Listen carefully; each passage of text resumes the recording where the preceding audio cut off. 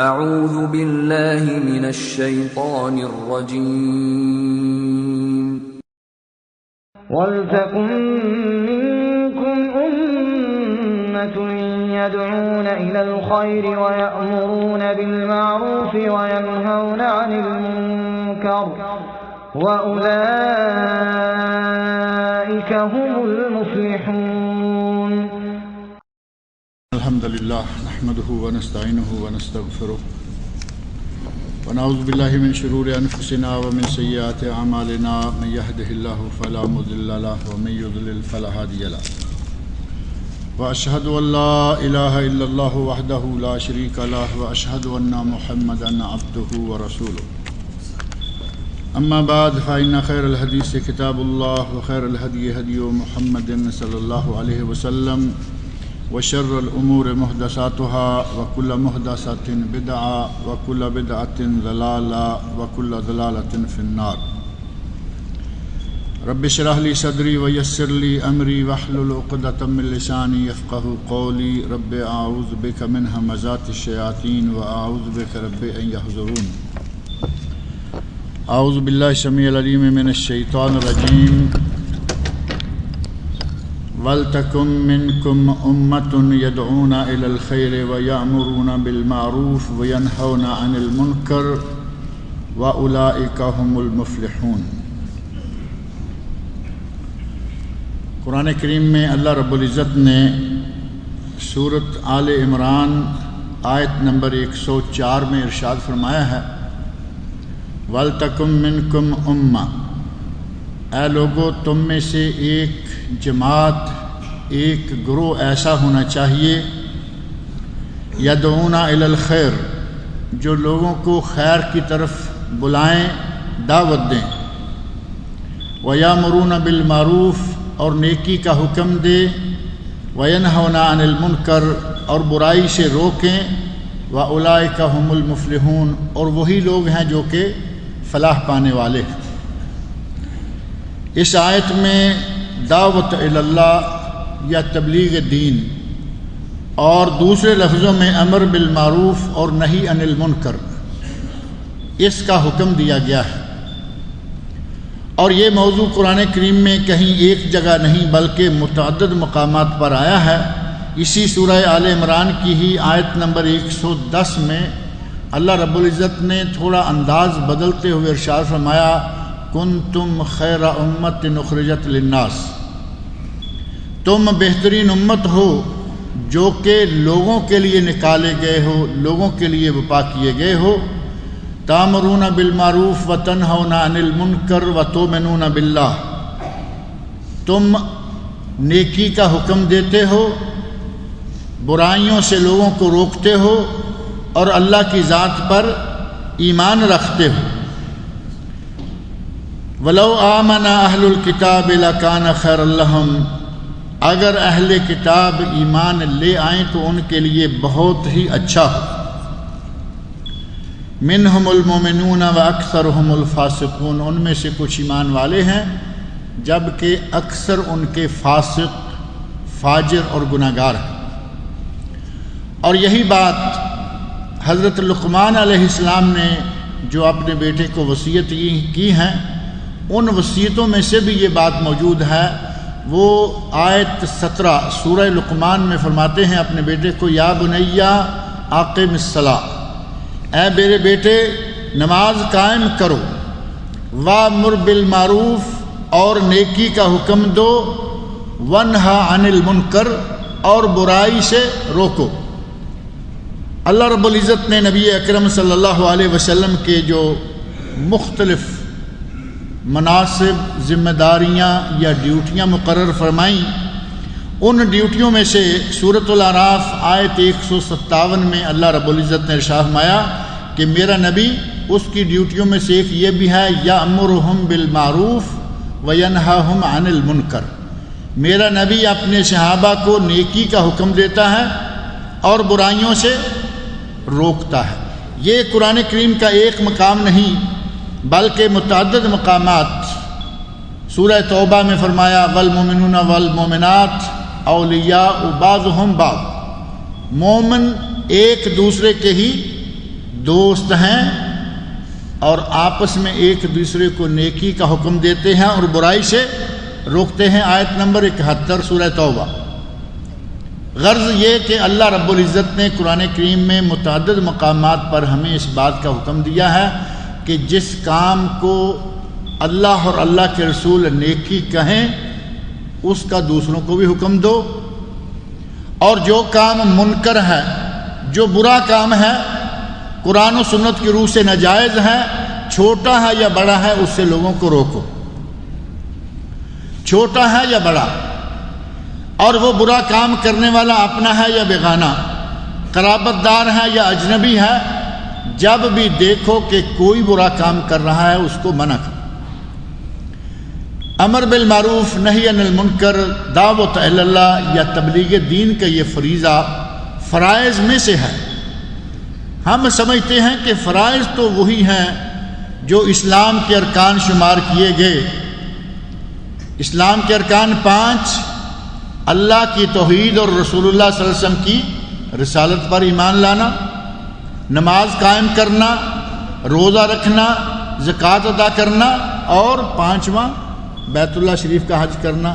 ہم نے سمجھ لیا کہ یہی 5 فرائض، جبکہ ان 5 فرائض کے علاوہ بڑے بڑے فرائض اور بھی ہیں، جن میں سے آپ مثال کے طور پر یہی سمجھ لیں، اپنے والدین کے ساتھ حسن سلوک سے پیش آنا فرض ہے یا نہیں؟ یہاں تو 5 درجہ بدرجہ ذکر ہیں، وہاں اللہ رب العزت نے فرمایا وَقَضَىٰ رَبُّكَ أَلَّا تَعْبُدُوا إِلَّا إِيَّاهُ وَبِالْوَالِدَيْنِ إِحْسَانًا۔ اللہ نے اپنی عبادت کے بعد والدین کے ساتھ حسن سلوک کرنے کا حکم دیا ہے، فیصلہ کر رکھا، فیصلہ کیا، حکم دیا، واجب، فرض ہے۔ اسی طرح بہت سارے فرائض ہیں، جن فرائض میں سے ایک فریضہ امر بالمعروف یا دعوت الی اللہ یا تبلیغ دین بھی ہے۔ یہ فریضہ نبی اکرم صلی اللہ علیہ وسلم نے بھی ہمارے لیے فرض قرار دیا۔ قرآن کریم میں بار بار کہا گیا نیکی کا حکم دو، برائی سے روکو، اور نیکی کا حکم دینے، برائی سے روکنے کے لیے نبی صلی اللہ علیہ وسلم نے کچھ درجات مقرر فرمائے، اور وہ درجات کون سے ہیں؟ صحیح مسلم، سنن ترمذی اور مسند امام احمد میں نبی اکرم صلی اللہ علیہ وسلم کے صحابی حضرت ابو سعید خدری رضی اللہ عنہ بیان فرماتے ہیں کہ نبی صلی اللہ علیہ وسلم نے ارشاد فرمایا من رعا منکم منکرا فلیغیرہ بیدہ، تم میں سے جو شخص کوئی برا کام ہوتا دیکھے، کوئی برا کام اس کے سامنے کیا جا رہا ہو، فلیغیرہ بیدہ، تو اسے اپنی قوت بازو سے، طاقت سے، ہاتھ سے روکے۔ فإن لم یستطع فبلسانہ، اگر وہ اپنی طاقت سے، اپنے ہاتھ سے نہیں روک سکتا تو کم از کم زبان سے روکے، اس برائی کے خلاف زبان اٹھائے، آواز اٹھائے۔ فإن لم یستطع فبقلبہ، اگر وہ اتنا بھی نہیں کر سکتا تو پھر اپنے دل سے اس برائی کو برا سمجھے، دل کے ساتھ ہی کم از کم اس برائی کو برا قرار دے۔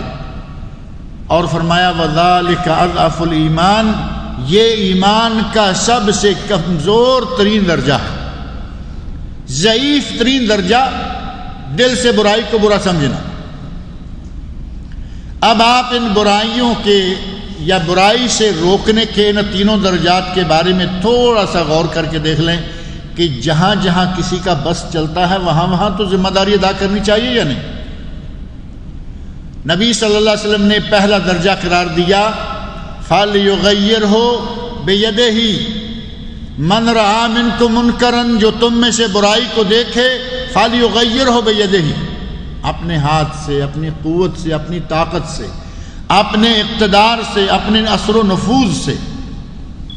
حاکم ہے، اس کے پاس پورے ملک کی حکومت ہے، پورے ملک میں جو الٹا سیدھا قانون چاہے اگر وہ نافذ کر سکتا ہے تو برائی کو روک سکتا ہے یا نہیں؟ ملک میں سیاہ و سفید کا مالک، ملک میں ہر طرح کی طاقتیں اس کے پاس، فوجیں اس کے پاس، پولیس اس کے پاس، دیگر سارے ادارے اس کے پاس، اگر حاکم چاہے تو اپنے ملک میں امر بالمعروف نہی عن المنکر کا کام بڑی آسانی سے کر سکتا ہے۔ حاکم کے لیے، گورنر کے لیے، ضلع کے بڑے آفیسر کے لیے، شہر کے بڑے آفیسر میئر کے لیے یا چیئرمین کے لیے یہ کام کرنا بڑا آسان ہوتا ہے، اور ان کے لیے ان کی ذمہ داری ہے کہ وہ اپنے زیر دست لوگوں کے لیے امر بالمعروف نہی عن المنکر کا فریضہ ادا کریں۔ نبی صلی اللہ علیہ وسلم نے صحیح بخاری اور صحیح مسلم میں حدیث موجود ہے، نبی صلی اللہ علیہ وسلم ارشاد فرماتے ہیں کلکم راع وکلکم مسئول عن رعیتہ، تم میں سے ہر شخص مسئول ہے، ہر شخص نگران ہے، ہر شخص ذمہ دار ہے، اور ہر شخص کو اللہ کے سامنے جواب دینا ہو۔ فرمایا شوہر اپنے گھر والوں کے بارے میں، حاکم اپنی رعایا کے بارے میں، عورت اپنے بال بچوں کے بارے میں، غلام یا نوکر اپنے مالک کے مال کے بارے میں، ہر کوئی کسی نہ کسی چیز کے بارے میں ذمہ دار ہے، اسے اپنی ذمہ داری کا جواب عند اللہ دینا ہوگا۔ جب اللہ کے سامنے جواب دینا ہے تو اس کے لیے تیاری آج کرنی ہوگی۔ تو گویا ہر شخص ذمہ دار ہے، لیکن ہر کسی کی ذمہ داری اس کے اپنے اپنے طاقت، اثر، نفوذ اور اس کی اقتدار کے حساب سے ہوگی۔ شوہر کی ذمہ داری گھر پر کم از کم اپنے گھر میں تو قوت بازو سے برائی کو روک سکتا ہے یا نہیں؟ بادشاہ ملک میں، گورنر صوبے میں، میئر شہر میں، اور ان میں سے اگر کسی سے کچھ بھی نہ ہو تو شوہر گھر میں روک سکتا ہے، کیونکہ گھر اس کا اپنا ہے، بیوی ہے، بچے ہیں، اس گھر کا نان و نفقہ، اس گھر میں لایا جانا والا تمام مال اور خرچہ اس کے ہاتھ سے آتا ہے۔ اگر یہ اپنے آرام کے لیے گھر میں اپنے گھر والوں کو پابند کر سکتا ہے کہ دیکھو اس وقت سے اس وقت تک مجھے کوئی جگائے نہ، مجھے کوئی بلائے نہ، میرے آرام میں کوئی دخل نہ دے، اور اگر نیکی کا حکم دے گا تو وہ بھی گھر والے اسی طرح مانیں گے یا نہیں؟ برائی سے روکے گا تو گھر والے باز رہیں گے۔ اپنے بیٹے کو دیکھتا ہے سگریٹ پیتا ہے، اسے کہو بھئی حرام ہے، ناجائز ہے، منع ہے۔ اپنی بیوی میں کوئی برائی دیکھتا ہے، اس کو روکے کہ ناجائز ہے، منع ہے۔ اگر اپنے گھر کے اندر بھی کسی کو اپنے ہاتھ سے برائی کو روکنے کی توفیق نہیں تو وہ باہر کہاں روکے گا اور کس کو روک پائے گا؟ من رأى منکم منکرا فلیغیرہ بیدہ، اپنے ہاتھ سے برائی کو روکنے کا اطلاق سب سے پہلے ہمارے لیے اپنے گھروں پر آتا ہے۔ اپنے گھروں کا ماحول سنوار لیں۔ اگر ہر کوئی صرف اپنے اپنے گھر کا ماحول سدھار لے، سارا معاشرہ بڑا خوبصورت ہو جائے گا، سارا معاشرہ پرسکون، پرامن اور باوقار ہو جائے گا صرف ایک گھر سدھارنے سے۔ مجھے اپنے گھر کی ذمہ داری، آپ کو اپنے اپنے گھر کی ذمہ داری، ہر مسلمان کو اپنے اپنے گھر کی ذمہ داری اگر معلوم ہو جائے، اپنے گھروں سے منکرات کو نکالیں، اپنے گھروں میں نیکیوں کا حکم کریں، انشاءاللہ پورا معاشرہ ہی خوشگوار ہو جائے گا۔ لیکن یہ ذمہ داری ادا کرنا ہمیں معلوم ہے، یہ ہمیں معلوم ہے کہ یہ نیکی ہے، یہ ہمیں معلوم ہے یہ برائی ہے، نہ خود رکتے ہیں، نہ بیوی کو روکتے ہیں، نہ بال بچوں کو روکتے ہیں۔ معاشرہ خوشگوار کیسے ہوگا؟ معاشرہ پھر اسی طرح کا ہوگا جیسے کہ ہمارے معاشرے ہیں۔ فَإِن لَّمْ يَسْتَطِعْ فَبِلِسَانِهِ، آدمی طاقتور ہے، جس کے ہاتھوں ہم برائی ہوتے دیکھ رہے ہیں وہ طاقتور ہے، مال میں بڑا ہے، منصب میں بڑا ہے، طاقت میں بڑا ہے، ہر اعتبار سے بڑا ہے۔ ہمیں خطرہ ہے کہ اگر ہم اس کو روکنا چاہیں گے تو یہ ہم سے رک نہیں پائے گا۔ تو نبی اکرم صلی اللہ علیہ وسلم نے فرمایا کہ ہر شکل میں دیوار میں سر مارنے کی ضرورت نہیں ہے۔ ہر آدمی اپنی طاقت کے مطابق، اپنی استطاعت کے مطابق، اپنی قدرت کے مطابق کام کرے۔ اس کے لیے سامنے والا بہت بڑا ہے، اگر اس کو روک نہیں سکتا، ہاتھ سے نہیں روک سکتا، تو اتنا کہہ سکتا ہے کہ صاحب بہادر یہ برا کام ہے، سر یہ برا کام، سر کہیں، صاحب کہیں، کوئی بھی کہیں، محترم کہیں، لیکن اس کے کانوں میں یہ بال ڈال دیں کہ یہ برا کام ہے، یہ ناجائز کام ہے، یہ غیر شرعی کام ہے۔ کم از کم زبان سے تو اس کو روک دیں۔ اور اس کے لیے میں کئی مرتبہ یہ مثال دیتا رہتا ہوں کہ اس کے لیے کوئی بہت بڑی ہمت کی ضرورت بھی نہیں ہے، کوئی بہت بڑی ڈگری بھی نہیں چاہیے کہ ضرور کسی بڑے جامعہ کی ڈگری ہوگی تب یہ کام کر پائے گا۔ یہ کام آپ بھی کر سکتے ہیں، ہر آدمی کر سکتا ہے۔ یہ کوئی صرف گورنمنٹ کی یا مولویوں کی ذمہ داری نہیں۔ آپ کے علم میں ہے کہ سعودی گورنمنٹ کا ایک پورا ادارہ، منسٹری کی سطح کا، وزارت کی سطح کا ادارہ کام کر رہا ہے جس کا نام ہے ہیئت الامر بالمعروف و نہی عن المنکر۔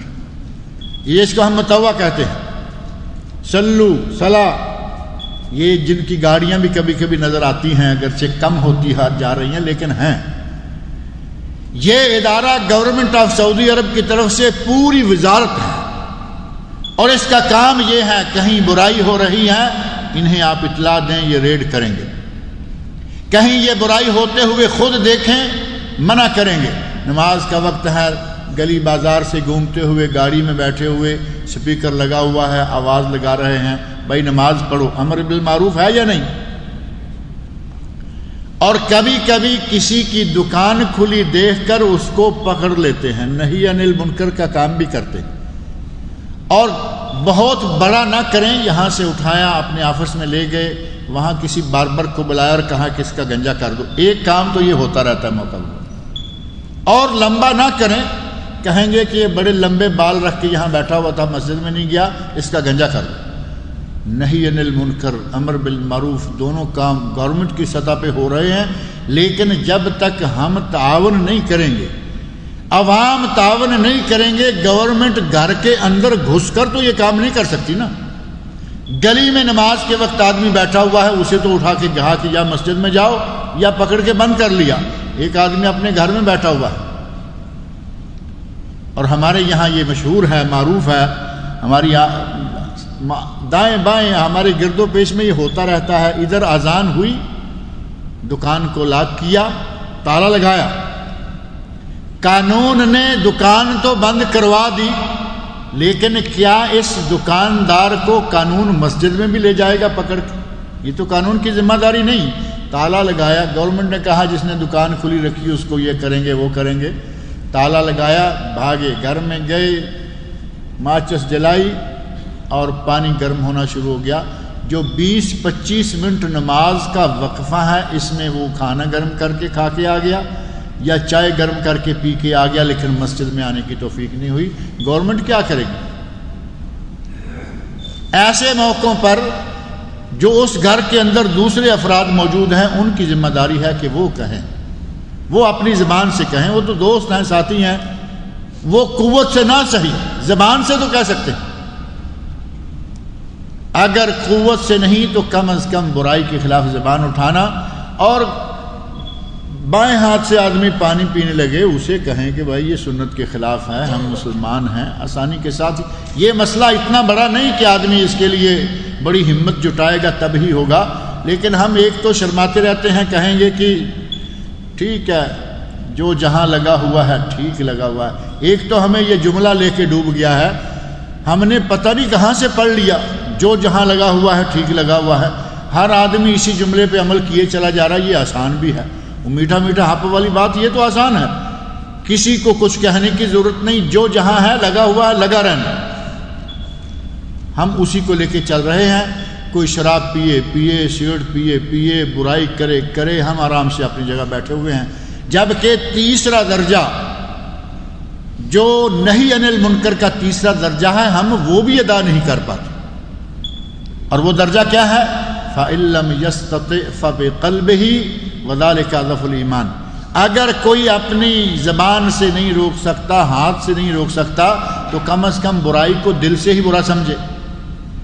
اور جو آدمی برائی کو دل سے برا سمجھے گا، وہ برائی کرنے والے کے ساتھ ہمیشہ اٹھتا بیٹھتا رہے گا، وہ اس کے ساتھ بائی کاٹ کرے گا، اس کو روکے گا، منع کرے گا، یا کم از کم اس کے ساتھ اٹھنا بیٹھنا بند کر دے گا۔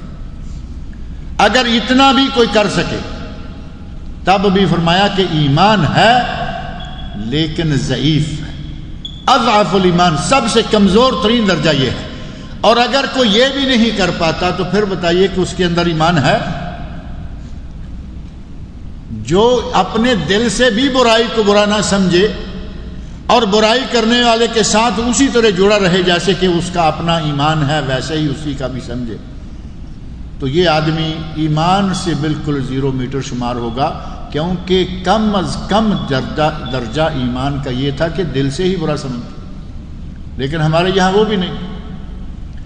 ایک پورے گھر میں سے ایک شخص نمازی ہے، کسی دوسرے کو کہنے کو تیار نہیں، ٹھیک ہے، پورے ڈیرے میں سے 20 آدمیوں کا گھر ہے، مسلمان ہیں سارے، اگر مکس ہیں تو بات الگ ہے، سارے مسلمان ہیں، ایک نماز پڑھتا ہے وہی ایک ہی پڑھتا ہے، جاتا ہے آتا ہے، وہ کسی کو کہتا بھی نہیں، کہتے ہیں جی بس ٹھیک ہے جو جہاں لگا ہوا ٹھیک لگا ہوا ہے۔ صحیح بخاری شریف، مسند امام احمد، ابو داؤد، حدیث کی دیگر کتابوں میں ایک مشہور واقعہ کئی مرتبہ ذکر کیا گیا۔ نبی اکرم صلی اللہ علیہ وسلم نے اس جملہ کہنے والوں کے لیے 1400 سال پہلے ہمیں ایک مثال دے کر بات بڑے اچھے طریقے سے سمجھا دی۔ جو جہاں لگا ہوا ہے ٹھیک لگا ہوا ہے، نبی صلی اللہ علیہ وسلم نے فرمایا کہ جو شخص اللہ کی حدود پر قائم ہے، دعوت و تبلیغ کا کام کر رہا ہے، اس کی مثال اور جو نہیں کر رہا، جو امر بالمعروف نہی عن المنکر کا فریضہ چھوڑے بیٹھا ہے، ان کی مثال اسی طرح ہے کہ ایک جہاز میں لوگ بیٹھے ہوئے ہیں، کچھ اوپر ہیں کچھ نیچے ہیں، 2 طابق ہیں، نیچے والے اندر سے نکل کے اوپر آتے ہیں پانی لینے کے لیے، اور وہ پانی کے ظاہر ہے کہ چھینٹے گرتے ہیں دائیں بائیں، اوپر والے ناک منہ چڑھاتے ہیں۔ وہ آدمی جو پانی لینے کے لیے آیا، نبی صلی اللہ علیہ وسلم فرماتے ہیں کہ وہ کہتا ہے یا اس کے ساتھ والے لوگ کہتے ہیں نیچے سے ہی سوراخ کر کے ہم پانی اندر کر لیتے ہیں۔ چھینی پکڑی، ہتھوڑا پکڑا، اور اس نے کہا کہ ہم نیچے اپنا جو ہمارا حصہ ہے ہم اس میں سے پانی نکالیں گے۔ اب ظاہر ہے کہ وہاں باہر تو پانی ہی پانی ہے نا، سمندر کے اندر جہاز۔ نبی اکرم صلی اللہ علیہ وسلم ارشاد فرماتے ہیں ان ترکوہم وما ارادوا، اگر جو ارادہ لے کر یہ لوگ اٹھے ہیں، جہاں اب یہ لگنے لگے ہیں، اگر ان کو لگے رہنے دیا گیا، ان ترکوہم وما ارادوا ہلکوا جميعا، اگر ایسے ہی چھوڑ دیں گے تو سب ہلاک ہو جائیں۔ اگر پانی نیچے پیندے میں دریا کا پانی، سمندر کا پانی جہاز کے پیندے میں آ گیا تو کیا خیال ہے کہ وہ نیچے والوں کو ڈبوئے گا؟ وہ نیچے والوں کو بعد میں ڈبوئے گا، پانی پہلے اوپر والوں کے منہ میں آئے گا۔ فرمایا کہ اگر چھوڑ دیں گے سارے ہلاک ہو جائیں گے، اور اگر ان کا ہاتھ کسی نے روک لیا، نجو، نیچے والے بھی بچ جائیں گے، ونجو جمیعاً، اور پورے جہاز والے لوگ جو ہیں بچے۔ صحیح بخاری شریف میں نبی اکرم صلی اللہ علیہ وسلم نے یہ مثال دے کر سمجھایا کہ برائی کرنے والے کو روکو، کہیں تمہیں بھی نہ لے ڈوبے۔ برائی کرنے والے کو باز کرو، کہیں ایسا نہ ہو کہ گیہوں کے ساتھ گھن بھی پڑ جائے۔ گیہوں کے ساتھ گھن بھی پس جاتی ہے، اور گنے کے ساتھ،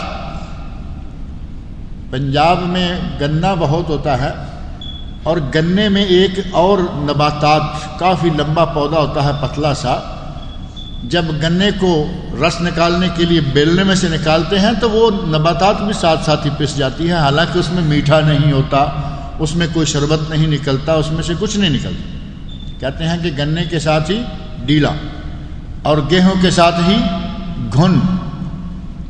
اگر امر بالمعروف نہی عن المنکر کا فریضہ ہم ادا نہ کریں گے تو ہم بھی اس عذاب میں مبتلا ہو جائیں گے جس میں وہ ہوتے ہیں۔ نبی اکرم صلی اللہ علیہ وسلم نے قسم کھا کے فرمایا والذی نفسی بیدہ، مجھے قسم ہے اس ذات کی جس کے ہاتھ میں میری جان ہے، لتامرن بالمعروف، تم ضرور نیکی کا حکم کرو، ولتنہون عن المنکر، اور ضرور برائی سے لوگوں کو روکو، او لیوشکن اللہ، نہیں تو قریب ہے کہ اللہ تمہیں عذاب میں مبتلا کر لے گا، ثم لتدعونہ فلا یستجاب لکم، پھر تم دعائیں بھی مانگو گے کہ یا اللہ اس عذاب کو ہٹا دے، عذاب نہیں ہٹے گا۔ ہم یہ نہ سمجھیں کہ ہم ٹھیک ہیں، سب ٹھیک ہے، بلکہ ہمارے لیے ضروری ہے کہ اپنے آپ کو صحیح کریں، اپنے گھر والوں کو صحیح کریں، اہل و عیال کو صحیح کریں، دوست و احباب کو صحیح کریں۔ ہر آدمی تھوڑی تھوڑی، بہت زور سے نہ صحیح، حکمت سے، آرام سے، طریقے سے، پیار سے۔ زور زار سے تو ظاہر ہے کہ جس کی ہمت ہے وہ کرے گا، اور وہ بھی اگر اچھے طریقے سے، جیسا کہ قرآن کریم میں فرمایا ادعو الی ربک بالحکمہ والموعظۃ الحسنہ، لوگوں کو پکارو رب کی طرف، اس کے دین کی طرف دعوت دو، بالحکمہ، حکمت و دانائی کے ساتھ، والموعظہ الحسنہ، اور اچھی واعظ، اچھی نصیحت، پیار اور محبت کے ساتھ۔ اگر آپ ڈنڈا لے کے دعوت کا کام کرنا چاہیں گے تو ظاہر ہے کہ وہ کام کامیاب نہیں ہوگا۔ نبی اکرم صلی اللہ علیہ وسلم ارشاد فرماتے ہیں ان القوم اذا رأوا منکرا، اگر لوگ برائی کو دیکھیں، فلم یغیروہ، اور اسے چینج نہ کریں، اسے بدلے نہیں، عمہم اللہ بعقاب، اللہ رب العزت ان سب کو عذاب میں، سزا میں مبتلا کر دے گا۔ اللہ رب العزت مجھے اور آپ سب لوگوں کو دعوت الی اللہ، تبلیغ دین، امر بالمعروف اور نہی عن المنکر کا فریضہ ادا کرنے کی توفیق عطا فرمائے۔ یہ صرف گورنمنٹ کی ڈیوٹی نہیں ہے، یہ ہماری آپ کی سب کی ڈیوٹی ہے کہ ہم اس کام میں دل لگا کر حسب توفیق ضرور حصہ ڈالیں۔ جو جہاں تک اپنی ڈیوٹی دے سکتا ہے وہ ضرور اس ڈیوٹی کو سر انجام دے۔ اللہ تعالیٰ مجھے اور آپ سب لوگوں کو نیک عمل کی توفیق عطا فرمائے۔ فاسألوا أهل الذكر إن كنتم لا تعلمون۔ ایک سب سے چھوٹی پرچی جس میں سب سے بڑا سوال ہے کہ بدعات رجب پر روشنی ڈالیں، خاص طور پر 22 رجب۔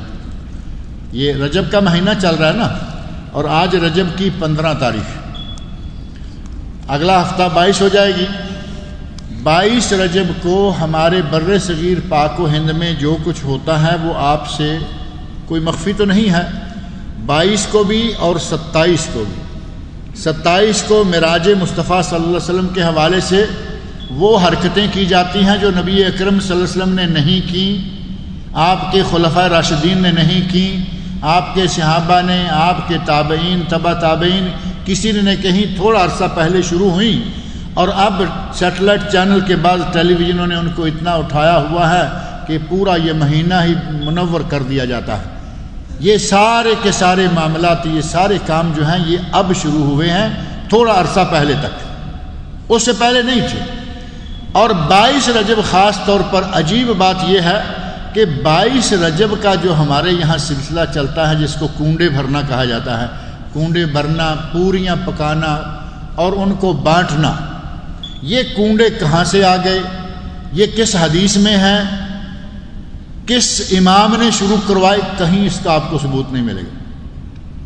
اور اگر کسی نے ثبوت دیا ہے تو وہ ثبوت دینے والے منشی جمیل احمد ہیں۔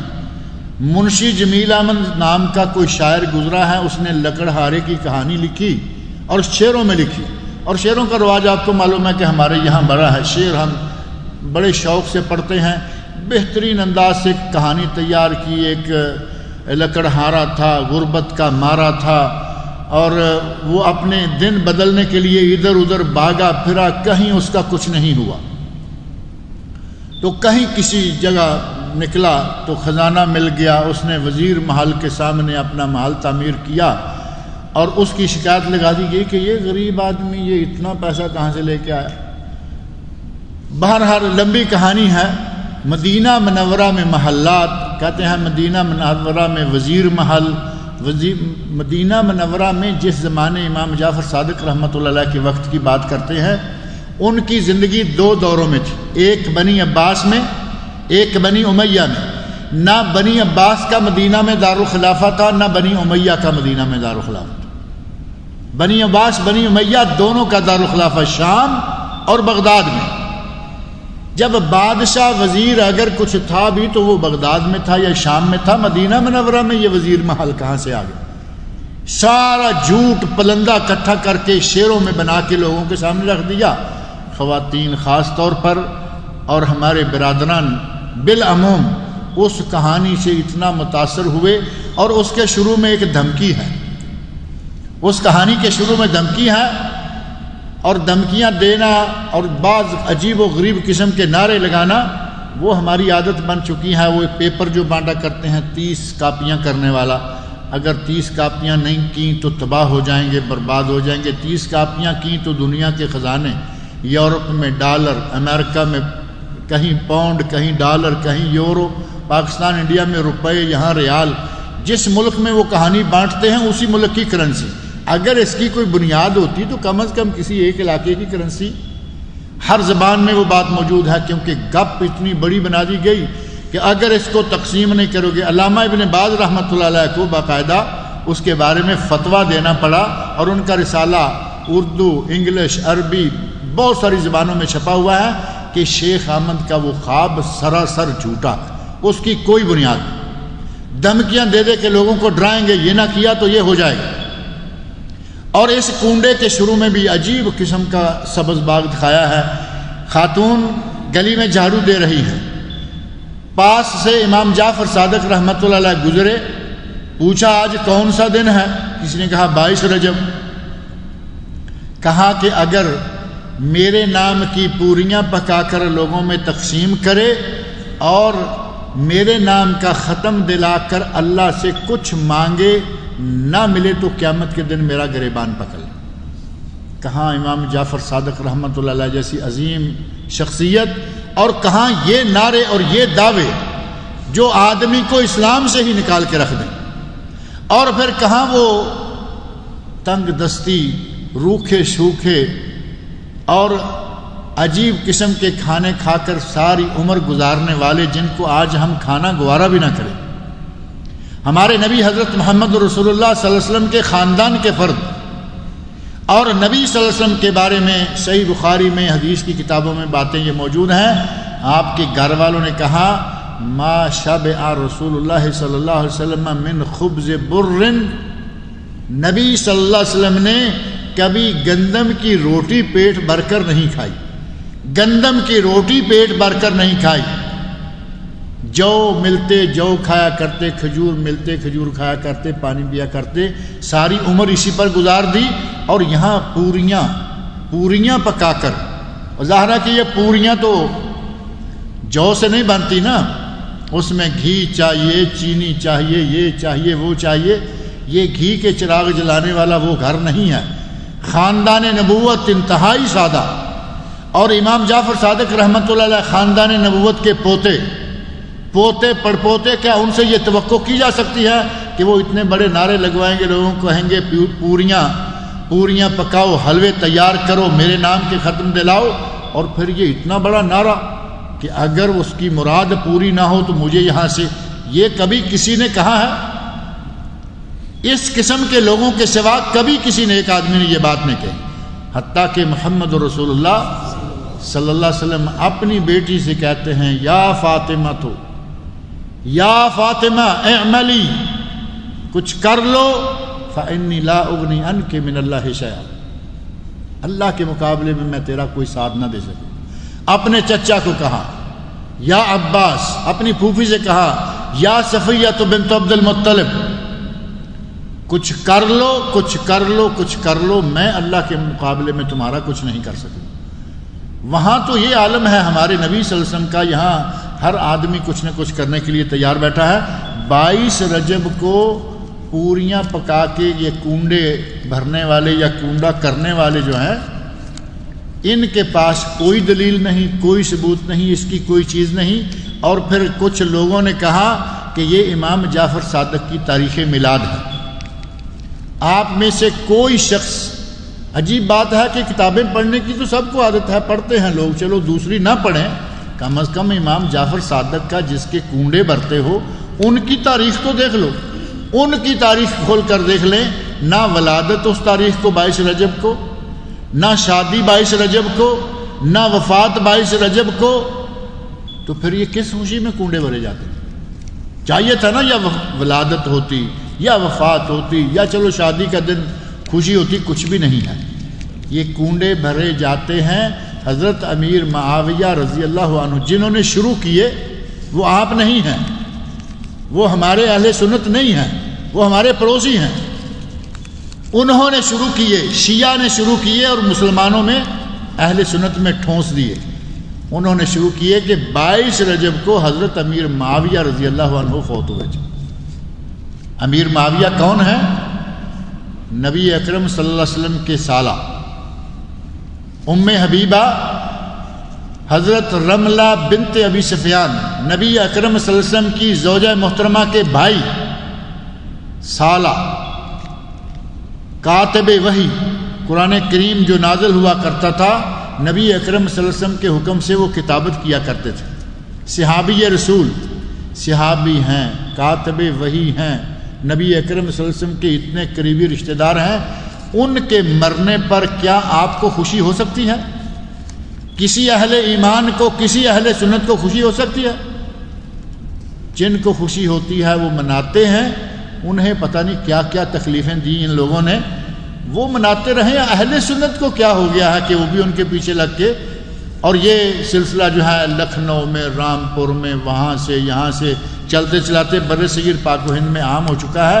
میرے بھائی کم از کم ہوش کے ناخن تو لینے چاہیے کہ جس تاریخ کو ہم یہ کام کر رہے ہیں وہ کیا ہے۔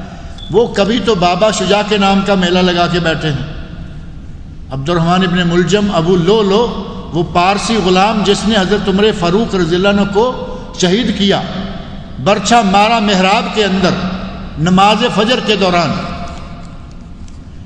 وہ اس کے مرنے کا ابو لولو کے حضرت عمر فاروق کی شہادت ہے، اور وہ ابو لولو جس کو وہ کہہ رہے ہیں پارسی مجوسی غلام، کہتے ہیں بابا شجاع، ان میں باقاعدہ ایک میلہ اور ایک خوشی کا، اس آدمی کو اتنا بڑا ایوارڈ دیا گیا کیونکہ عمر فاروق کو اس نے شہید کیا۔ اور یہ ہیں امیر معاویہ کی وفات پر حلوے پکاتے ہیں، جشن مناتے ہیں، اور ہمارا اہل سنت بھائی بھی ان کے پیچھے لگا ہوا ہے۔ کم از کم ہمیں ہوش سے کام لینا چاہیے۔ 22 رجب کو یہی سب سے بڑا کام ہوتا ہے جو کہ اللہ کے نبی کے سال قرآن کریم کی کتابت کرنے والے کاتب وحی اور صحابی رسول کے خلاف بہت بڑی سازش ہے، اور ان کی کردار کشی کرنے کا ایک ذریعہ ہے، لہٰذا اس سے بچنا چاہیے۔ نماز جمعہ کے لیے آنا اور آگے جگہ ہونے کے باوجود پیچھے کی صف میں بیٹھ جانا، ظاہر ہے کہ یہ دونوں کام ہی الٹے ہیں نا۔ آگے جگہ موجود ہے لیکن اس دیوار کے ساتھ ٹیک لگا کے آتے ہی بیٹھ جاتے ہیں، وہ اس لیے کہ جب سلام پھرے گی تو بھاگ جائیں گے۔ بھائی مسجد میں آ گئے ہیں، سب سے پہلے پہلی صف میں آ جاؤ، پہلی صف مکمل ہو جائے، دوسری، تیسری، چوتھی، اگر اچھے طریقے سے بیٹھیں تو صف بندی میں بھی آسانی ہوگی۔ پہلی صف کو چھوڑ کر پیچھے بیٹھ جانا، اور پھر دوسری حالت یہ ہے کہ لیٹ آنا اور سب سے آگے گزر کے آ جانا۔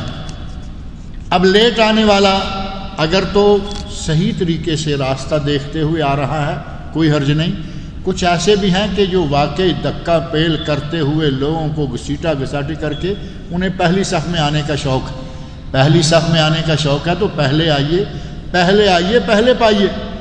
لیٹ آنا اور لوگوں کو دھکے مارتے ہوئے، لوگوں کو اوپر سے پھلانگتے ہوئے آنا۔ ایک صحابی اس طرح مسجد میں داخل ہوئے اور انہوں نے 1-2 آدمی کے کندھوں کے اوپر سے گزر کے آگے قدم رکھا تو نبی اکرم صلی اللہ علیہ وسلم نے فرمایا اجلس، بیٹھ جاؤ، قد آذیت و آنیت، لیٹ آئے ہو اور لوگوں کو اذیت پہنچا رہے ہو، لیٹ آئے ہو اور اب دھکا یہ وہ کرتے ہوئے آگے بڑھتے چلے جا رہا ہو، تو میں وہیں بیٹھ جاؤں، جہاں جگہ ملے وہاں بیٹھ جاؤں۔ تو یہ کام کرنا چاہیے کہ جو آدمی آئے سب سے پہلے پہلی صفوں کو مکمل کریں، پھر آہستہ آہستہ پیچھے کی طرف بڑھتے جائیں۔ ایک رشتہ دار کو ہیپیٹائٹس سی کا مرض ہے، ڈاکٹر نے ٹیکوں کا مشورہ دیا ہے، ان کی مالی حالت ان کو علاج کی اجازت نہیں دیتی۔ ان کے پاس ایک گاڑی ہے جس سے ان کا گزر بسر ہوتا ہے، معلوم یہ کرنا ہے کہ کیا وہ صدقہ، زکوٰۃ اور اللہ واسطے کے پیسوں سے علاج کروا سکتے ہیں۔ ان کے پاس گاڑی ہے جس سے ان کا گھر چلتا ہے، ظاہر ہے کہ وہ تو ان کا ذریعہ معاش ہے۔ ان کا تعاون کیا جائے، ان کے ساتھ جتنا بھی ہو سکے تعاون کریں، اور وہ ظاہر ہے کہ صدقات، خیرات جتنا بھی آپ ان کو دیں گے انشاءاللہ العزیز آپ کو بھی ثواب ہوگا، اور ان کا استعمال کرنا صدقے کے پیسے سے، خیرات کے پیسے سے علاج کرانا جائز ہے۔ لیکن ایک بات ذہن میں رکھیں کہ ہم سمجھتے ہیں کہ شاید زکوٰۃ، اپنی زکوٰۃ نکال لی، اسے چاہے جہاں بھی اب داخل کر۔ زکوٰۃ کے مصارف اللہ رب العزت نے قرآن کریم سورہ توبہ میں بیان کر دیے ہیں، ان میں رہنا ہے۔ فقیر مسکین جن کو کھانے کے لیے نہیں مل رہا، پہننے کے لیے نہیں مل رہا، وہ موجود ہوں، اور ایک آدمی کو آپریشن کی ضرورت ہے وہ بھی موجود ہے، تو کیا کریں گے؟ جو بھوکا مر رہے ہیں آپ کے اس پیسے سے ہزاروں آدمیوں کی جان بچ جائے گی اور ادھر ایک آدمی کی جان بچے گی. کیا کرنا چاہیے؟ 1000 کی بچانی چاہیے یا ایک کی؟ 1000 کی جان بچائیں. جو بھوکے مر رہے ہیں بے شمار لوگ، ان کو کھانا کھلائیں، اور جس آدمی کے ساتھ آپ تعاون کرنا چاہتے ہیں، عزیز ہے، رشتہ دار ہے، اسے اپنی جیب سے بھی دیں. زکوٰۃ کے پیسے کا مصرف مقرر ہے، لیکن خیرات کے پیسے کا مصرف مقرر نہیں ہے. اسے کسی بھی جگہ لگائیں. ہمارے کئی بھائی کہیں گے جی شادی میں زکوٰۃ کا پیسہ شادی میں دے سکتے ہیں یا نہیں؟ ہماری شادیوں میں تو ویسے 90% پیسہ حرام خرچ جاتا ہے. 90% کے قریب ناجائز رسمیں، ناجائز کام. ان اخراجات میں آپ زکوٰۃ کا پیسہ دے کر آپ کے ٹھیک ہے رشتہ دار کی لڑکی ہے، اس کی شادی ہے، رشتہ دار غریب ہے، لیکن بڑے بڑے غریب لوگ بھی جب شادی کریں گے تو ناجائز اخراجات بہت سارے اٹھائیں گے. ایسی جگہوں پہ زکوٰۃ نہیں لگتی، نہیں دینی چاہیے. ایسی جگہ پر خیرات کیجیے. آپ کے پاس پیسہ زیادہ ہے، خرچ کیجیے، کوئی حرج نہیں.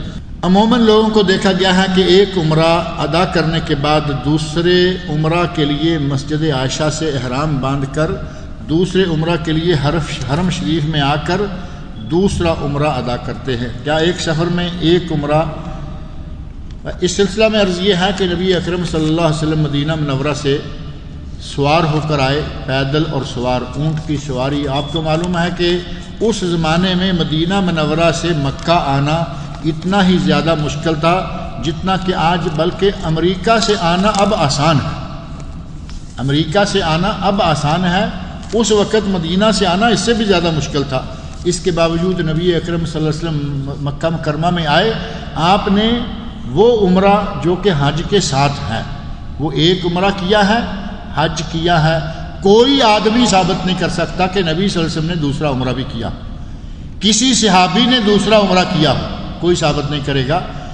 اور ام المومنین حضرت عائشہ صدیقہ، جن کی وجہ سے اس مسجد کا نام بھی مسجد عائشہ ہے، ان کو اس مقام پر تنعیم پر نبی صلی اللہ علیہ وسلم نے بھیجا. ان کے ساتھ ان کے بھائی عبد الرحمن بن ابو بکر رضی اللہ عنہما، ابو بکر صدیق کی ایک بیٹی ہے، ایک بیٹا ہے، عائشہ اور عبد الرحمن رضی اللہ عنہما.